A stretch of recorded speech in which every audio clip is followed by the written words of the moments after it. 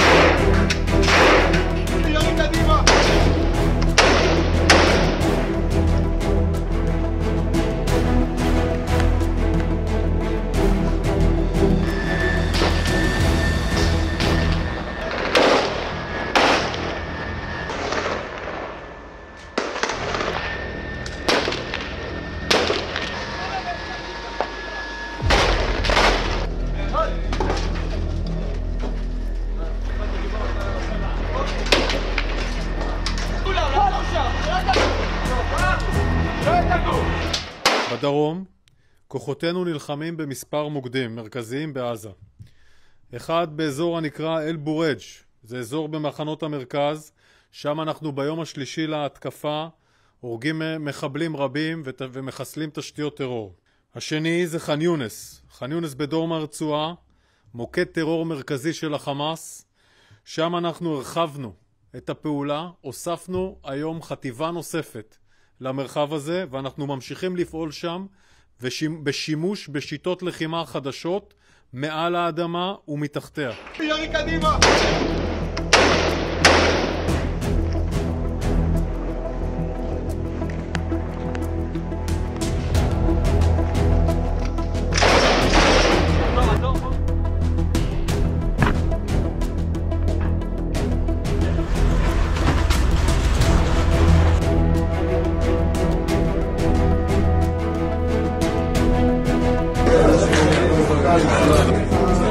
זה מזויף, זה תקרא.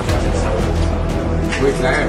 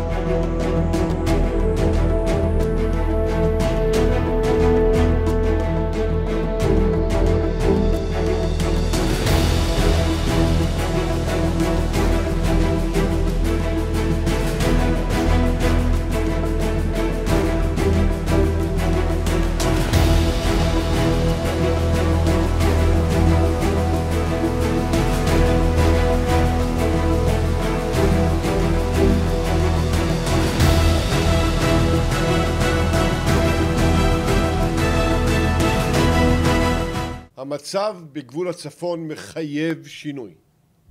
שעון החול להסדרה מדינית הולך ואוזל. אם העולם וממשלת לבנון לא יפעלו לעצור את הירי על יישובי הצפון ולהרחיק את החיזבאללה מהגבול, צה"ל יעשה זאת.